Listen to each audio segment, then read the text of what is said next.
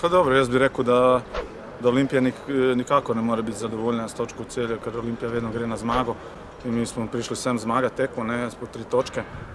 Ampak ni nam šlo, prepolča smo šli malo slabše v tekmo.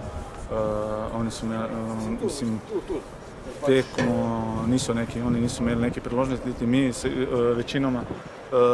Tekma se je odvijala tukaj na sredini igrišča. Drugi polčas, jaz mislim, da smo bili boljši nasprotnik, stvarili smo neke priložnosti. Škoda, ker nismo zadeli, ker nismo dali gola, ampak jaz bi rekel na koncu upravičeno nič in jaz mislim, da je to zasluženo je za ene in za druge. Vedeli smo, da bo težka tekma. Celje je zelo kvalitetna ekipa, tako da še posebej, ko igraš v gosteh pri njih. Mislim, da če ne moreš tekme zmagati, je tu točka dobra, tako da nimamo si kaj učitati, gremo naprej.